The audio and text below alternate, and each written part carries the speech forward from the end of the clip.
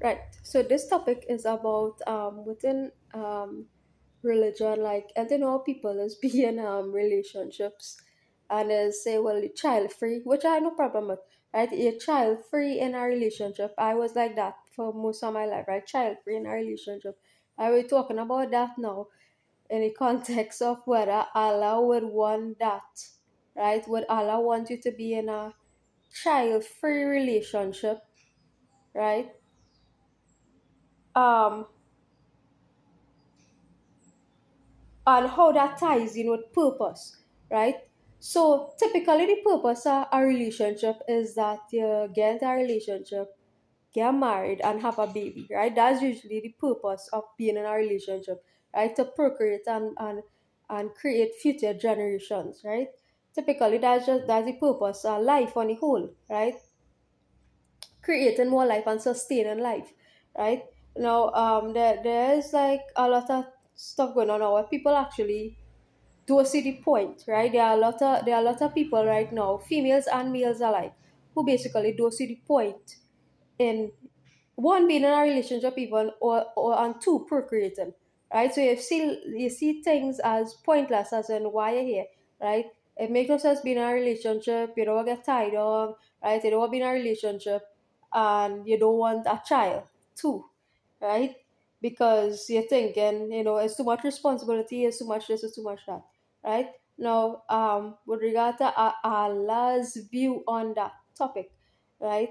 Now, if you want to be in a child-free relationship, it's fine, but you need to have some kind of purpose otherwise, right? So Allah is saying basically that you shouldn't be in a relationship. You're male and female. You're actually designed to procreate, right?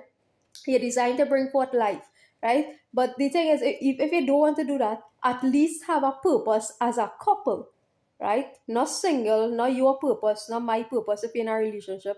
But if you're in a relationship, at least have a purpose in a relationship, right? That is beyond your pleasure or your pleasurable activities or your interests or your hobbies or something you enjoy, right? So in essence, so that's why we see that a lot of separations went on, right? Within the past few years, within the past 6 years or so, there have been a lot of relationship separations, right? And that the reason for that is because a lot of couples, right, they exist together, right? One, right, they either don't want to have a child, and secondly, right, so the purpose now is eliminated, right? And secondly, right, you don't have a purpose beyond your pleasure, right? So it's fine, okay, you don't want to have a child, right? Allah saying, but at least beyond that now, right? If you don't want a child, at least have some purposeful activity that you do together as a couple rather than just exist for the sake of pleasure, right? Rather than existence itself, rather than just you exist um and just do enjoyable things either single or as a couple, right? So if you exist as a couple to say find some kind of voluntary work to do together, right? Find something to do together, right? Find some kind of selfless service to do together.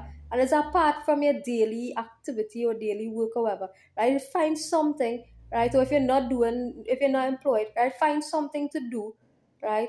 That is purposeful as a couple, right? So we're talking about that, and that's now going to strengthen your relationship as well, right? Because you're including God, right? Purpose has to do with God, right? When I talk about purpose, it has to do with the creator and a higher form of intelligence, right? Purpose has to do with the higher. So without a purpose, right, you're basically existing as a base creature, right? You're existing as a base creature without a purpose, right? So purpose has to do with the creator, right? Anytime you talk about purpose, you're talking about God, the creator, Allah, right? So Allah wants you, if you're in a relationship, to not make your relationship about you and enjoyable activities about you only, right? And this is was actually, the book says, that there's somebody actually for everybody on earth, right? So people might find a person what is 99 years. I feel I might find my person when I was 99 years, right? But anyhow, there's a person for everybody on earth, right? So is to connect with your person, and even if you in a long distance relationship with your person, you will never even meet your person, right? But even if you imagine your person, right? So you end up doing a purpose by yourself if that's the case, right? End up fulfilling a purpose by yourself, right? Or with your partner, right? But the point is to find a purpose, right? Find a purpose in life, right? And a purpose has to do with God, right? You want to talk about purpose is not without God. So there's a God given purpose, right? What is your God given purpose? Right? That's where you need to ask yourself, what is your God given purpose? Right? And that's what the book and all this help you to realize or to find, right? So your purpose might be to seek spiritual wisdom and to share that wisdom, right? Your purpose might be to go outside, interact with people, right? Help people physically, right? Because the book, right? The book caters for your personality. So if you're more of a out there person, to interact with people physically, right? You go out there, find a group, right? Belong to that group. If you're an introvert, right, the book caters for that as well. We have technology, positive uses of technology to go in that direction. Yeah, assist people by speaking like what I doing here online, right? So the book actually caters for every personality in terms of how you could find a purpose, right?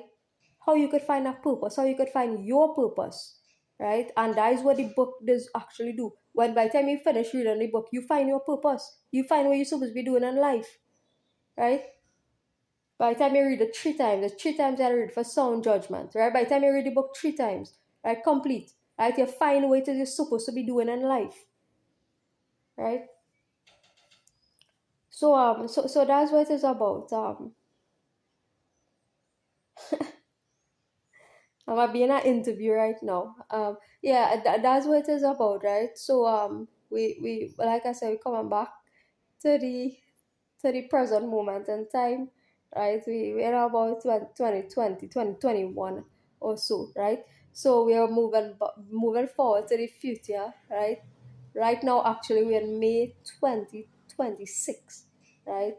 But how time travelers work is go back is feel like it is perceived to be going back in time. But we can't really go back in time, right?